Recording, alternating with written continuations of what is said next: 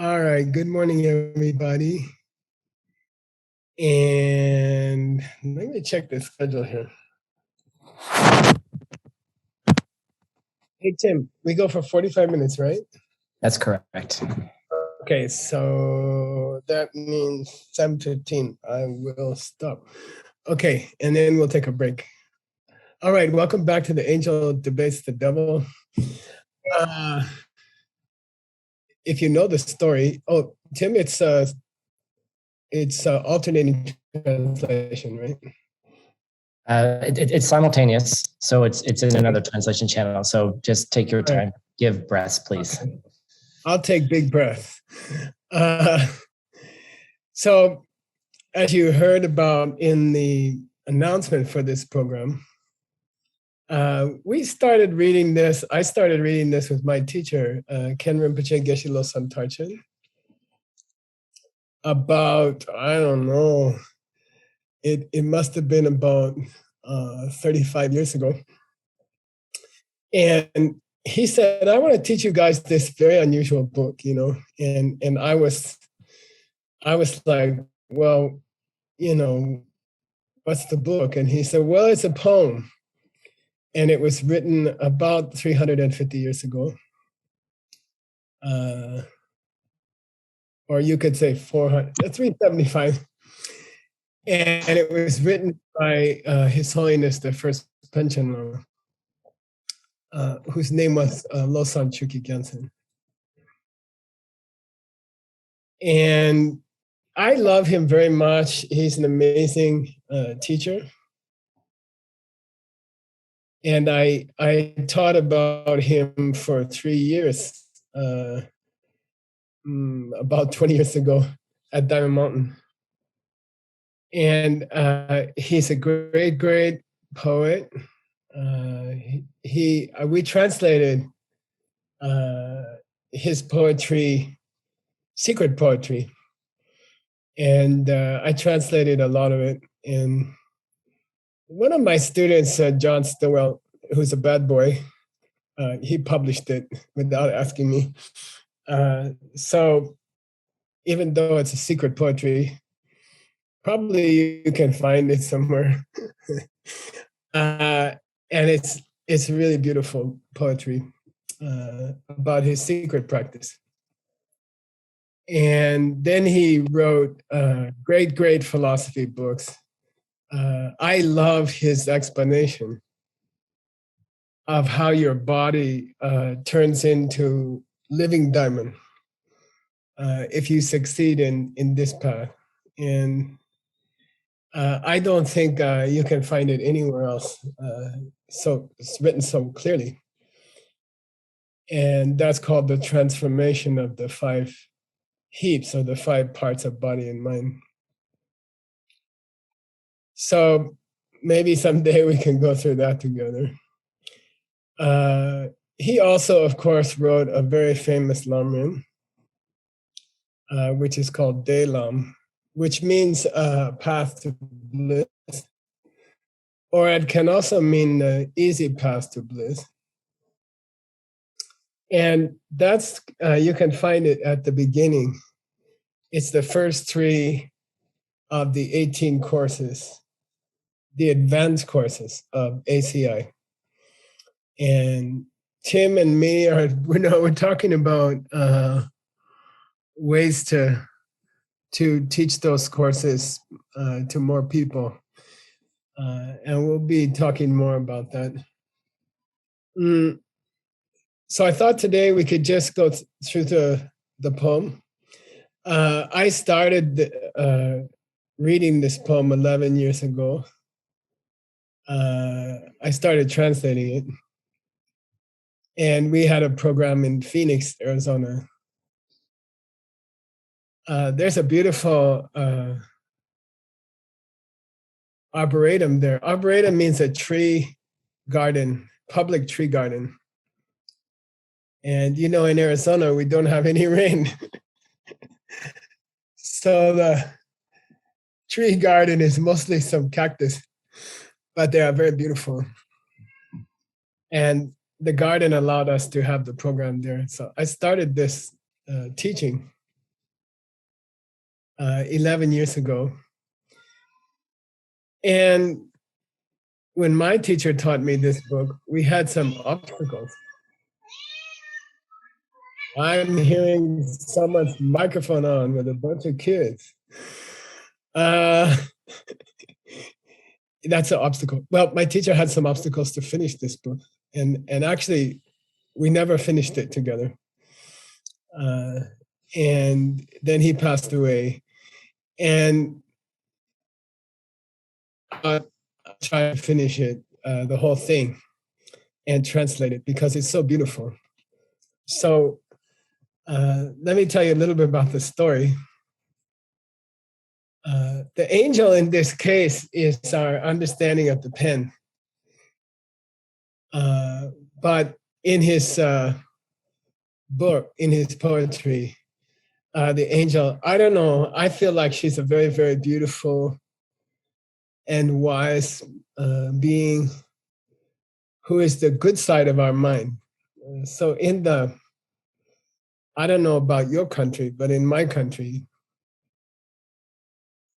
when we're growing up, they will show us pictures like you saw on the announcement for this program, where there's an angel on one side of your head, and there's a devil on the other side of your head. And I don't know, my devil is always trying to get me to eat donuts. And my angel is always trying to get me to eat vegetables. And they are fighting most of the day. I don't know, I'm always thinking about it. The devil says, oh, wouldn't it be nice to have a donut? We didn't have a donut for 2 weeks, 3 weeks, you know. I understand they're not so good for you. But, you know, it's one of life's pleasures. And if you have one once in a while, it's probably okay. And then the angel will say, no, no, everything you eat becomes part of you. You are what you eat. And every time you eat something unhealthy, it becomes part of your body, you know. Yesterday, we were having a teaching, interesting teaching. We said, well, you are what you eat. This is a famous saying in English. Because what you eat, your body becomes that. So actually, my body today is the, oh, hang on. I'm making a soup for my wife. Hang on.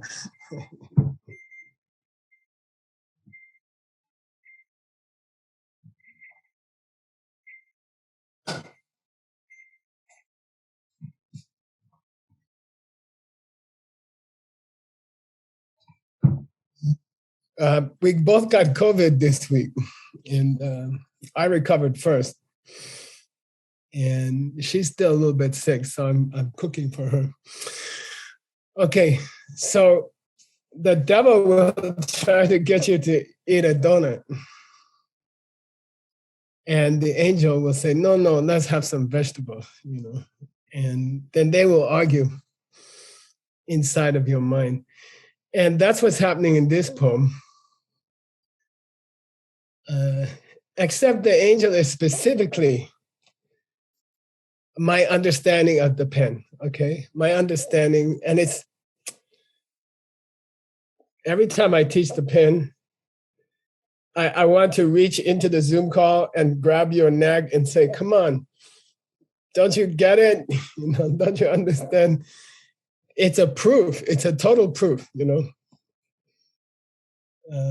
If everybody in the world was logical, if we were completely logical, then after I explain the pen to you, look, when I hold this up, these pieces, I see a pen. And very, very simple. When I show this to a dog, then they want to chew it. They don't see a pen. And it sounds like a child's story, you know, it sounds like a story that you tell to your children. when you put them to bed. Maybe Tim can write a children's book called The Pen. It sounds like a children's story, but it's not. It's 100% proof. If your mind is really pure and clean, you can see it. It's 100% proof already that things are coming from us. They are not coming from their own side, okay? And I know it sounds simple. I repeated it 1,000 times. I know probably you're tired to hear about the pen. But if you really understand it, then you know that you can change this whole world, okay? And we have this word in the Buddhist teaching called Mandala. And it means a perfect world. There's no war. There's no sickness. There's no death. There's no sadness. And it is, if the pen is possible, if the pen is true, then the mandala is possible. Then it is possible to change this world. And you heard about places like Amitabha's paradise, you know, and heaven, you know, and can we go there? Is there really such a thing? You know, I heard some foolish people told me, "Oh, Geshe, heaven would be boring, you know, and always the same thing, no fun." And then some foolish people said, "You know, heaven cannot exist because we only know good things when we see bad things." And I even heard some people explain this is what dependent origination means. Only because of bad things, we can see good things. And that's completely, totally wrong. And it's just stupid. Okay. That's like saying you can't have an apple unless you have a banana. You know, it's not true. You can eat an apple, it tastes great. Even you don't have a banana. You know? So it is possible to, if the pen comes from me, then I can make a perfect world. And we should do it, right? There's places like Amitabha's paradise. Those guys already finished. They had these classes a long time ago. By the way, they had the same class, okay? They are not so different from us. We are all the same. And those Buddhas, Bodhisattvas, enlightened beings, they started out just like us. They're not different from us in the beginning. I always think we are the student in the back of the class. We are the little bit slow student in the back of the class. And the students in the front of the class, you know, in America, the ones who raise their hand right away, I know.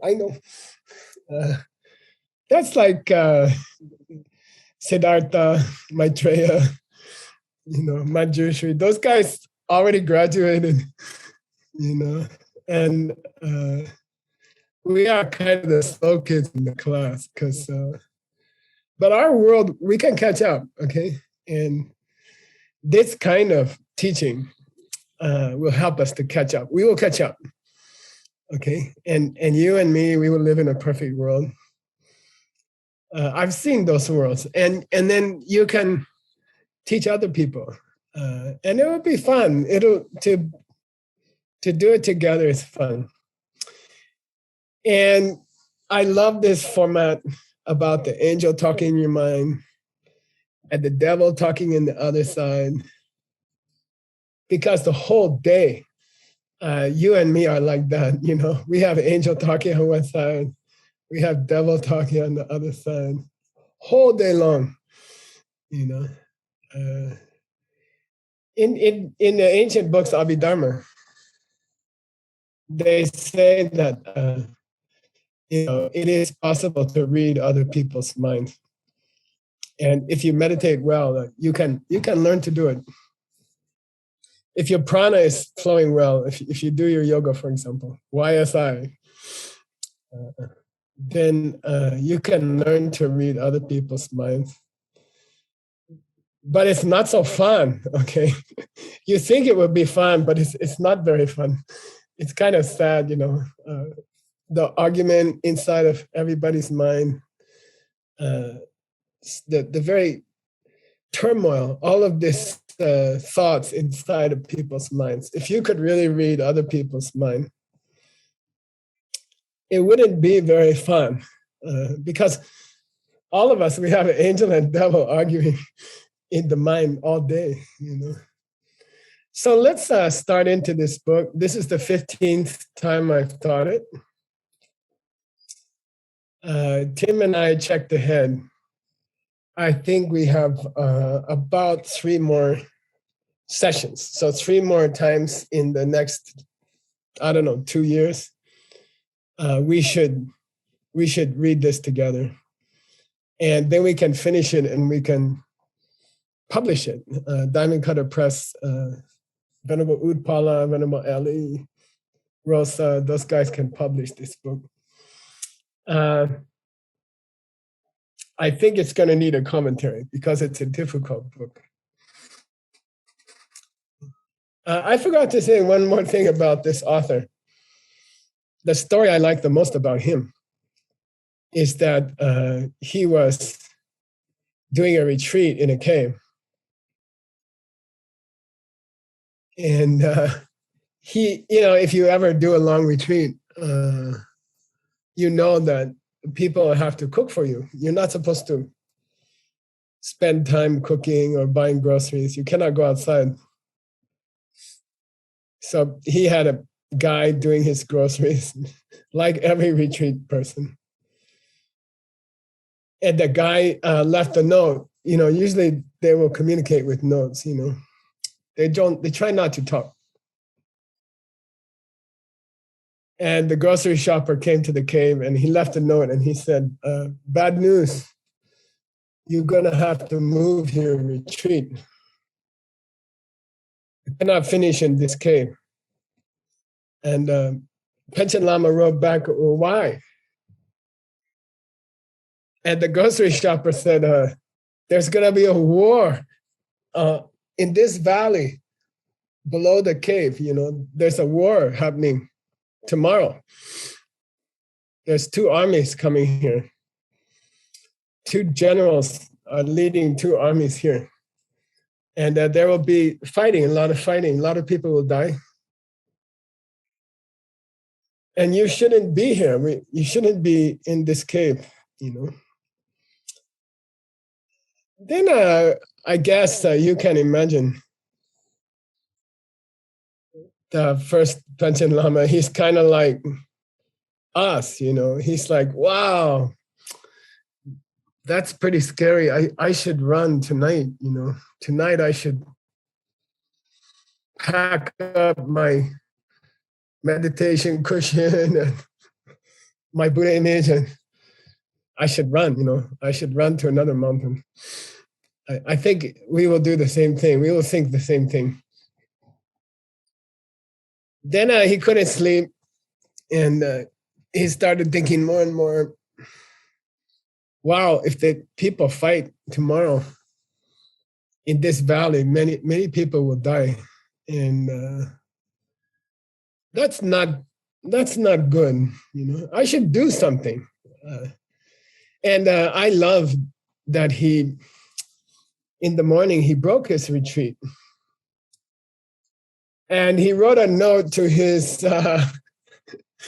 grocery shopper. He was already a pretty famous Lama. And he said, tomorrow, I said, later in the day, bring me 2 bags of gold, bring me some gold coins, and let's try to stop this war. And when the armies were starting to come together to fight. He ran out of his cave and he ran down to the battlefield. And he stood between the two armies. And he said, he was already a famous teacher. He said, if you want to kill each other, then you have to kill me first. I'm not moving, you know. And so the armies had a lot of confusion. Both armies respect him. And then he said, let the two generals come here and let's have a conversation. So the two generals came out to the battlefield and he said, let's sit down, you know. And they sat down and he said, I have a suggestion about this war.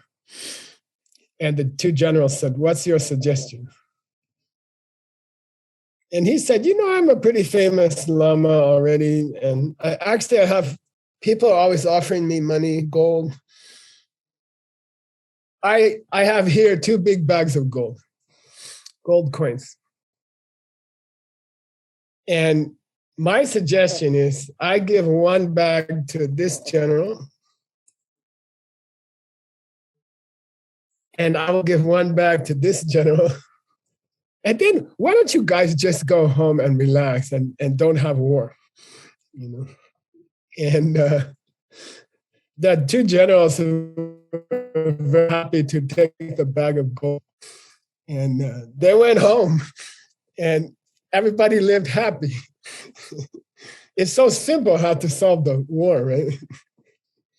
So I love him. He's so brave and he's so smart and he's such a beautiful thinker. So I'm going to read, let's go through his verses, okay? I don't know how far we can go. Grandpa always tells stories and he doesn't teach very fast. Tim, I think we're going to try to have kind of short sessions and have question and answer, but do two sessions this morning, my time. So in about 20 minutes, we will take question and answer, okay? Tim, is that good? Is that right? That sounds good. Okay. And then we'll take a little break. I can finish Veronica's soup, making her soup. And then we'll have another class. Okay, here we go. By the way, I wanted to use this teaching to invite all of my friends in the Sedona, Arizona area to come together. And it's really fun when we come together for teaching at our college in Sedona. But I think I still may be contagious from the COVID. I had it this week, and I feel great. I finished everything, but I don't want to spread it to other people. So we're gonna do these 2 days at home, and I'm sorry for that, but when it's safe, we can all sit together in college. Okay, here we go. Verse 241. Light said on Benjor so doing them but do not Danny told my meba ne koran to me dupa. Give my double the they not cheat on sepo. Kalasi. Okay, and let's go through the pieces. So in Buddhism, we say that when you die, if you have been very generous with your money, and if you share, what's the first perfection? Some people say charity. Some people say giving. I like to say sharing, okay? If you really like to share your money, your time, your wisdom with other people, then after you die, you will be born as a deva. And deva means, I don't know, when you see those Iron Man, Superman, Fantastic Four. Those guys all look like Deva, okay? And I think those movies are made by people who are remembering their past life. So I think those people who make those movies, they are a little bit remembering their past life. So if we plant great seeds by sharing everything we have with other people, then after we die, we can go to this temporary heaven. And of course, we think it's a little bit dangerous because even those people die after a while, and they use up all their good karma. So we think it's not a very good place to go. Okay, lai tse dong penjo so dun yin demba dumnawa. So when we see those movies, we can't meet devas directly. You and me, we don't have the power.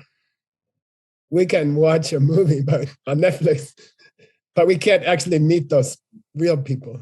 But they exist. Okay, if you could meet them, it feels to us like their powers are like the pen. It feels like the powers that they have to fly in the sky or to fight with the very bad guys. Those powers are coming from their side like the pen. Deni toma mepane korang te me dup dupa ba. And for our whole life,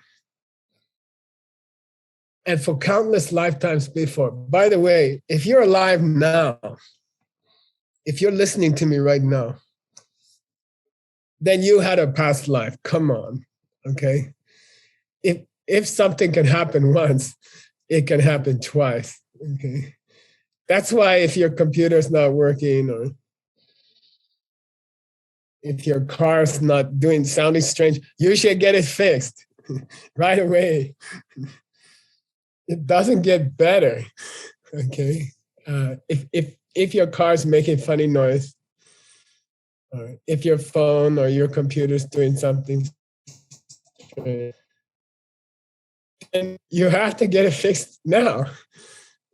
Because if a problem happens one time, it can happen 2 times or 1,000 times, okay? So don't be lazy, okay? If you can be alive now, if you can be born here one time, come on, don't be stupid, If your car can give you trouble on Monday, then of course it's going to give you trouble after Tuesday. It's for sure. If you came to this world once, then it can happen again. If it happened twice, then it can happen 1 billion times, okay? Because time is endless. So when we see this, when we read a story from a teacher that we believe, that there are special people, they were very generous, they shared everything they had. And then after they died, those seeds created Deva realm. They are like I don't know, superhero. Okay.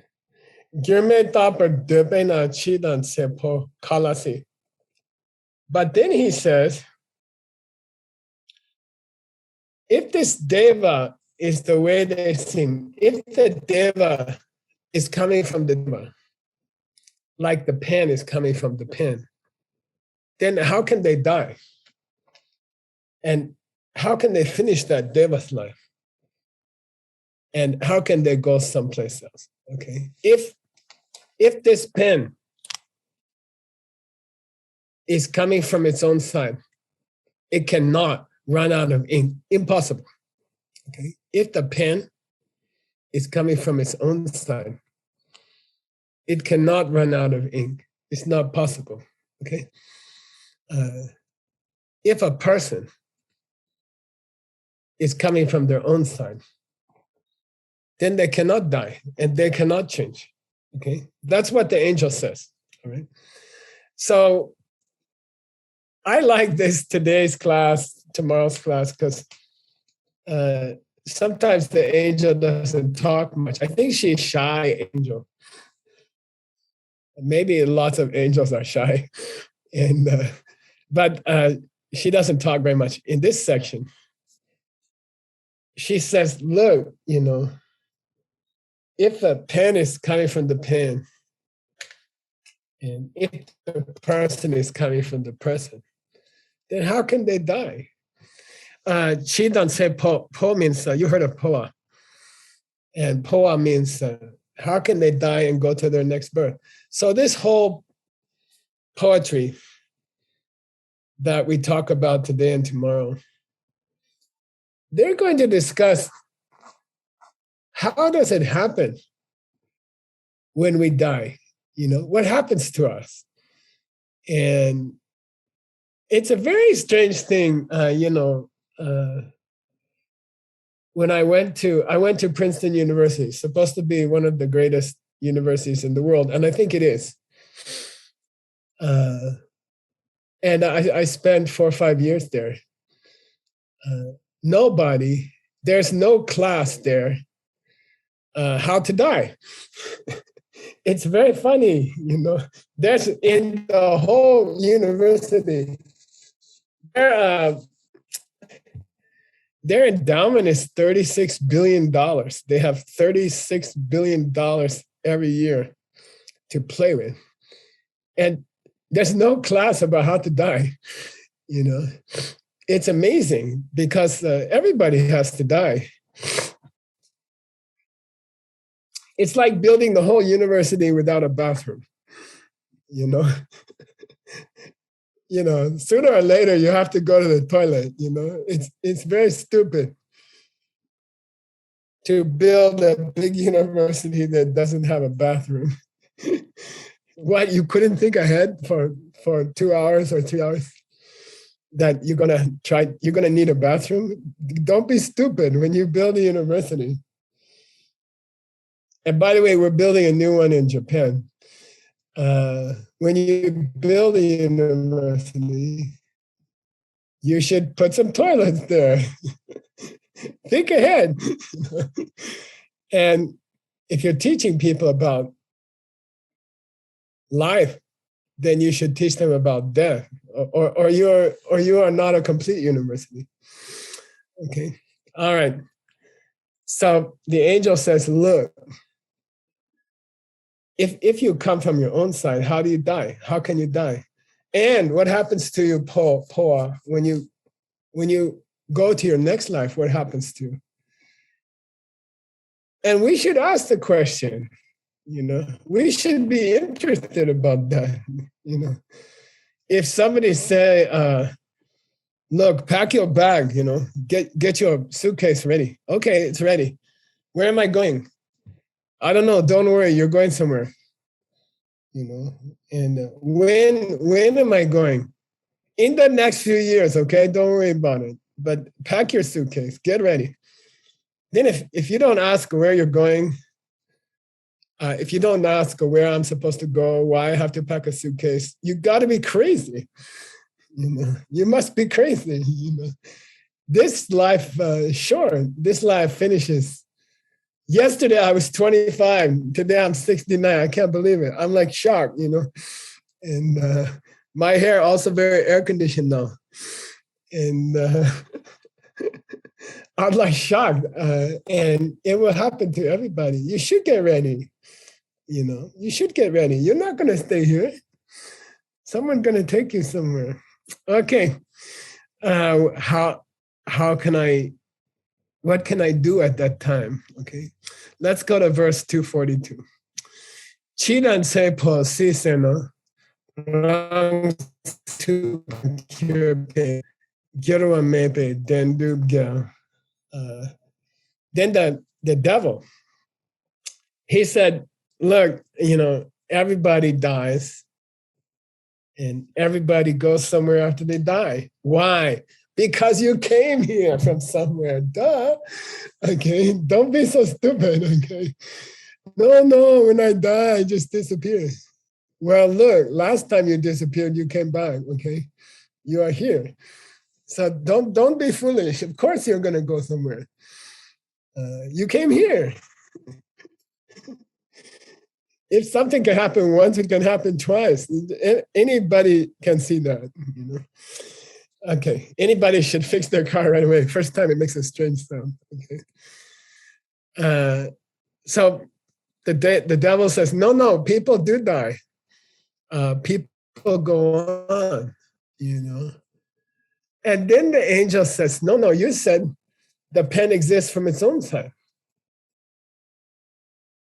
So you cannot die. If the pen exists from its own side, then you also exist from your own side. If you exist from your own side, then you can't change. There's no reason you should change.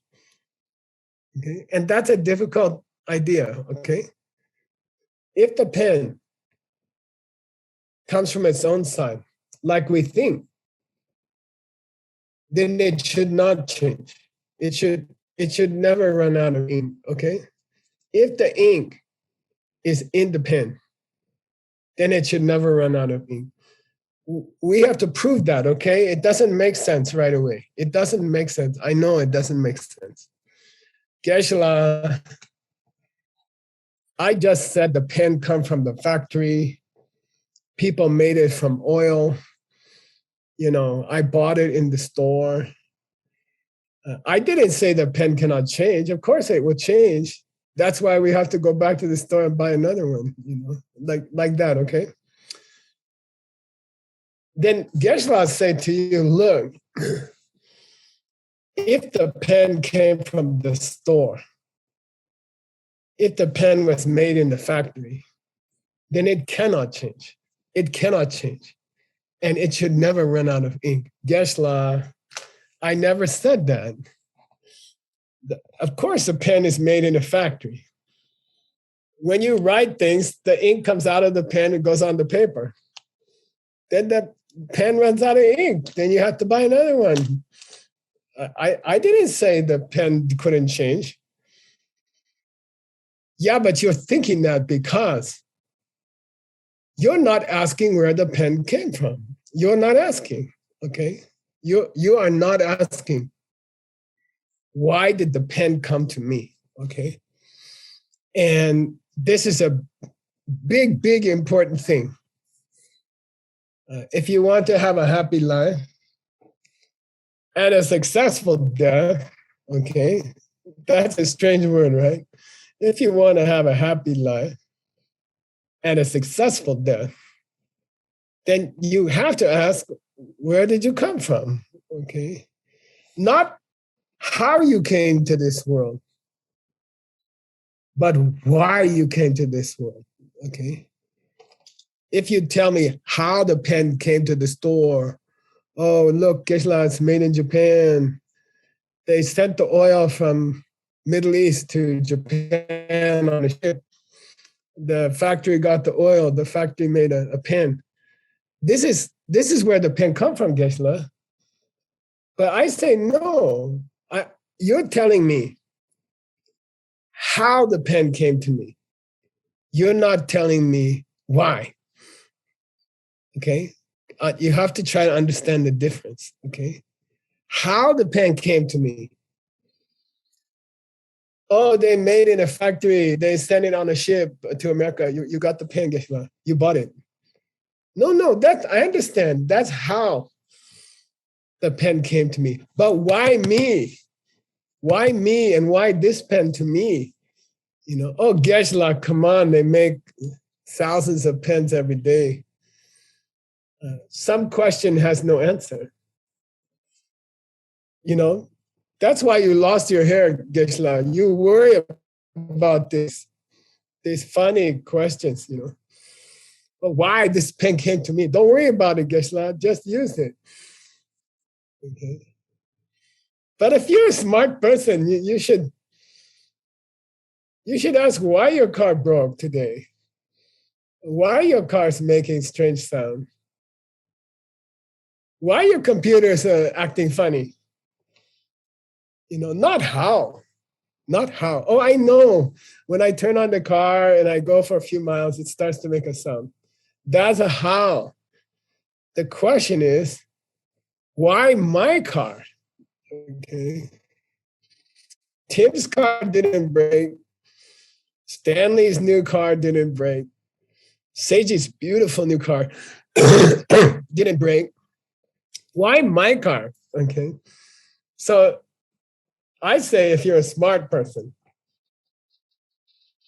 world, you gotta ask why me, you see? Not how. How is easy. Oh, your engine broke, the carburetor's dirty. That's why your cars are making noise. Don't tell me how. Tell me why. Why my car got carburetor problem and Tim's car didn't, and Seiji's car didn't. Come on, you gotta ask these questions. Okay, it's important. It's more important than what I don't know what else you're planning to do today. I have to go to the college, film some more things. Then I have to finish the soup for my wife and stuff like that. Yeah, you think ahead how you're going to use this day. But the day that you have to take a trip to die and go somewhere, that's for sure going to happen. I don't know if I can get to the college today. I don't know if the soup will burn or not. But I know I have to die. I know that. That's for sure. Okay. So, man, we should get ready. And we have to ask why we die and not how we die. Okay. And that's what we're going to do in the next class. All right, Uncle Tim, are you going to ask the questions? Or I think we're going to do 15 minutes of questions, right? Am I right? Yeah, it's early on, but we have a couple of questions that came in. Okay, is this the schedule that we were going to do questions? Yeah, we're going to do questions after 45 minutes. Okay, and then we do 15 minutes of questions and take a little soup making break or something like that? Yep. Okay. All right. Okay, go ahead. Any question you like? Let me turn my sharing off. Okay. All right. Yay. Hey, Tim. Yes. All right. Why bald people like Zoom? Because it cuts off the top of your head? Yeah, you see, you can sit like this. Okay. All right. First question, Geshe. By understanding this pen story, we know that everything comes for us, and it's fair that we can apply this to everyone, even children. But how do we think about this for, say, victims of domestic violence, people who are in deep sorrow or deep depression, when we teach the pen story and they're suffering so much? Yeah, that's a great question. So you guys know I lived in a Mongolian monastery for 25 years near New York, but the whole town is Mongolian town. And they are Buddhist, and there were about 15 monks there, old Mongolian monks. And I studied there. I lived there for 25 years with my teacher.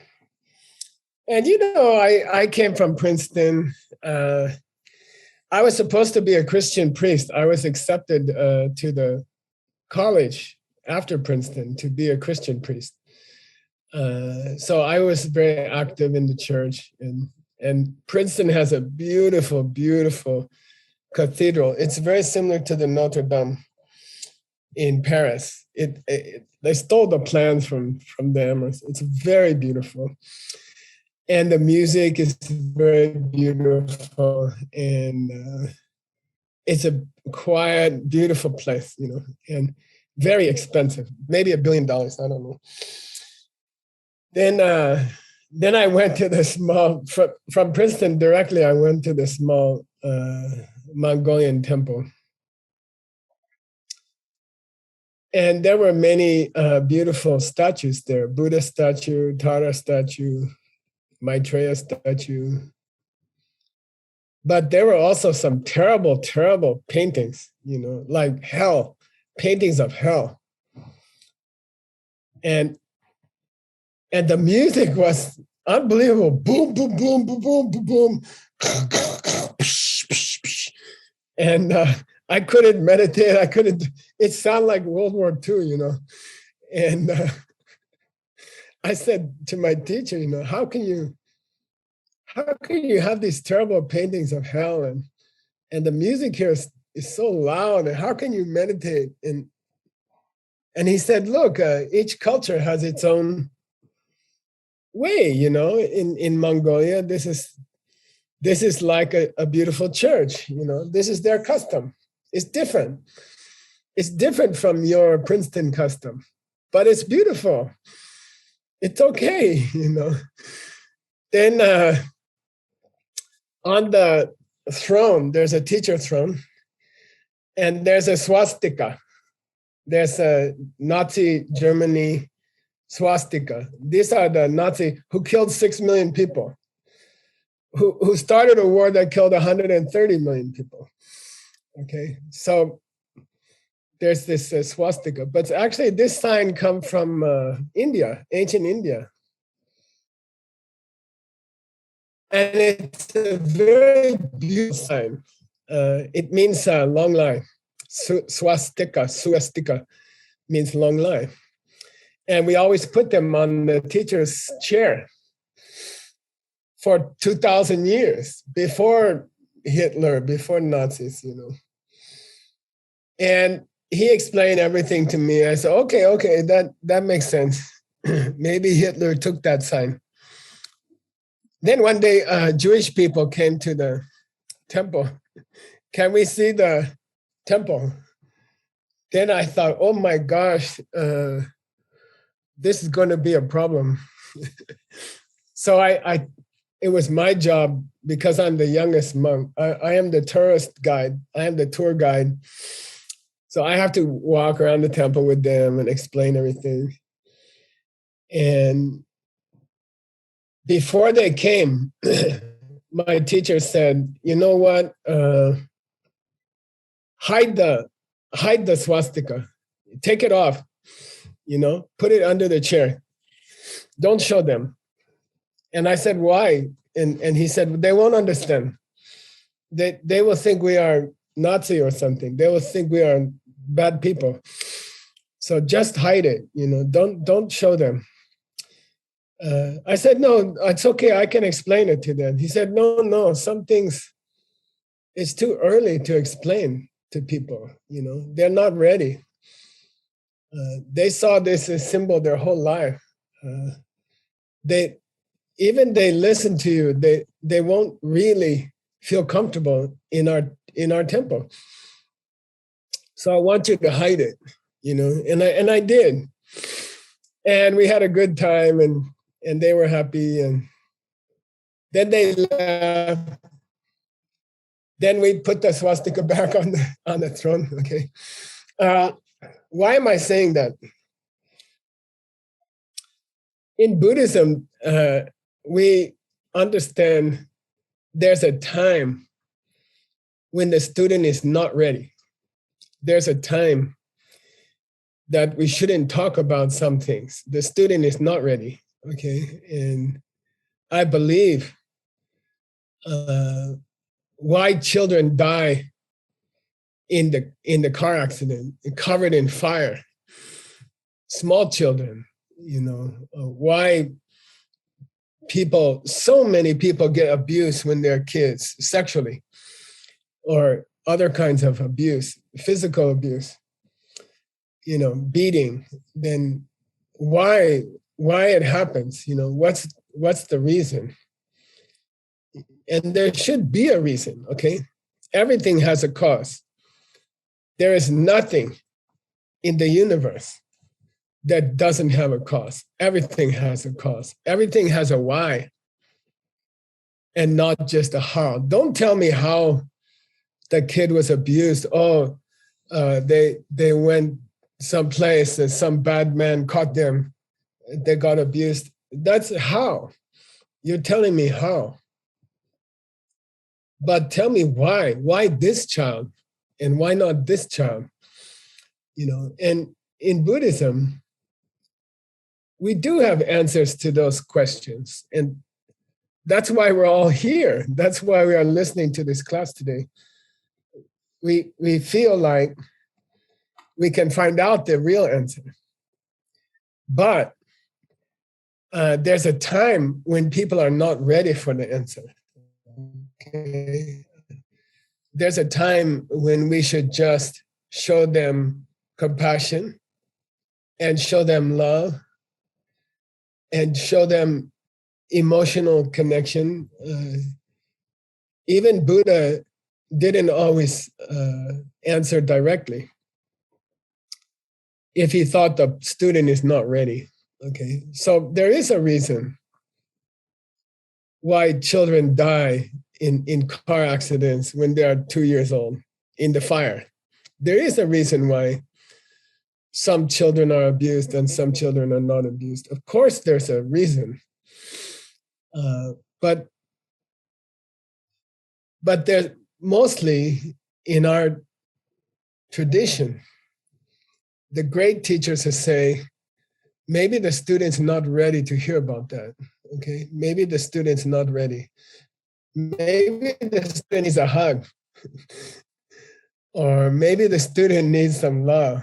And you can explain later when they understand more.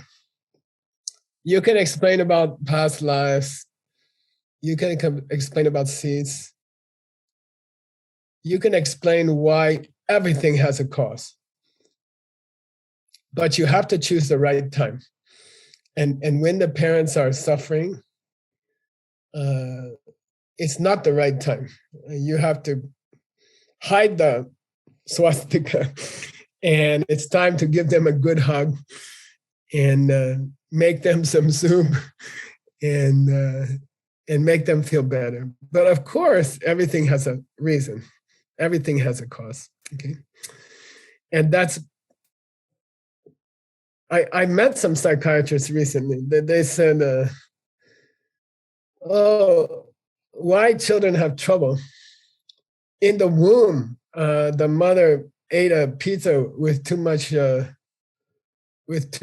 hot sauce, and that's why the child is unhappy, because they don't understand there should be a time before that, So they have to say this funny thing like, "Oh, this child, their whole life, their mind was a little bit crazy because the mom ate pizza when she was pregnant and she ate the wrong sauce, or something like that." And of course, it doesn't make sense, okay? And so I think that Buddha always checked the student first. And my teacher, I believe, was a Buddha. And he taught me, hide the swastika, like you don't have to tell everything the first day, just help the student at their own level. And then later you can teach them more about why everything has a cause. Okay, Tim, you got another question? I do, Geshe. In the beginning, you told us a beautiful story about how the first Panchen Lama worked to stop a war. And the couple of questions have come in. Some people are experiencing war in their own areas or the potential of war. And they want to know, based on that story as inspiration and other seeds, what can we do to help alleviate and reduce and not even experience war? Yeah, that's a great question. So when I was, you guys know the story. I was a student at Princeton. It was during Vietnam War. And I was very disturbed by the war. And I fought against that war. And I even went to jail for a short time because I was trying to close me and my friends tried to close a weapons factory in the town of Princeton. And we peacefully sat in front of the door, and we didn't allow the workers to come in to make the bombs. And then the police arrested us, and so I went to jail for a little bit. And I never forget that I went to a meeting of the students, and we were all trying to stop the war. And there was 1,000 students in the meeting, and somebody said, oh, let's bomb the university headquarters, the office. Let's bomb the president's office, We'll show them, we can stop them, And I got shocked, and then I raised my hand, there's 1,000 students there. I said, no, I don't understand. It seems like you're doing the same thing, They are bombing Vietnam. And now to fix it, you want to bomb the school. It seems like the same thing to me. I was very disturbed, And then later I got discouraged. I thought, wow, I worked for 4 or 5 years constantly to stop the war. And it didn't really help much, I felt like one person cannot do much, I'm 10,000 miles away from Vietnam, and I don't know how I can stop the war, So I got discouraged, and I didn't do much after that. Then after I studied emptiness with my teacher, and I studied how the seeds open, environmental result.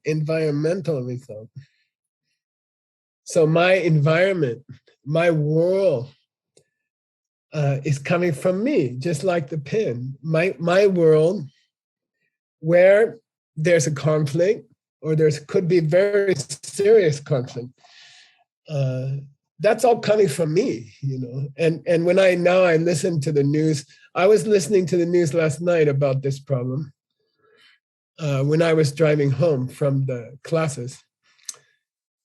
And you have to think, oh, this is coming from me, okay? This problem is coming from me. And because it's coming from me, I can help stop it, okay? So you are never helpless. If the pen is correct, then you are never helpless, okay? You can always help. Everybody in the world can help to stop this conflict. Everybody can help. We can all help. Geshe, how? I'm just one person. It's thousands of miles away. What can I do? But it's still like the pen, okay? This tensions, very, very serious situation for everybody, for the whole world. That's coming from each one of us, okay? Each one of us has planted the seeds for this tension. And we are seeing it in our world because it's coming from us. And because it's coming from me, one person, I can do something, I don't have to blow up the school. I don't have to go to jail, I can help this situation. How? It's very, very simple. So we are seeing people not talking to each other. They are being selfish. Each side is not thinking about the other side, what they need, what they want. And that's all because I planted seeds like that. whole day, I'm taking care of myself and I'm not taking care of other people. There are so many millions of people who don't have food today. Millions. And I have too much food, you know. So I can stop the war. I can do something. If I just try to stop some small seeds in my life, like maybe I'm having an argument with somebody in my life. Maybe there's someone in my life who feels threatened by me. You know, I don't want to hurt other people, but maybe there are some people who need my love. They need my attention. They need me to comfort them. And so if I just reach out to some people who are having trouble in my own life, especially people who feel threatened by me, then I'm canceling the seeds to see the bigger tension. Okay, so every person on this call, you do have power to stop this conflict. You can do something because it's coming from your seeds. So it's very exciting, you know. Today, call somebody you're having little trouble with, or comfort somebody who's feeling that you are trying to hurt them, and try to make it clear to them that you love them. And that will change the seeds to see the bigger conflict. Okay. And when we come back to the text, we'll see that even how your future life goes, what kind of tension is there in the future life, you can fix it now. You can fix it in this life. Okay. If you can change a whole world, then it's easy to change a small tension. Okay. All right, Grandpa's got to go check the soup, Tim.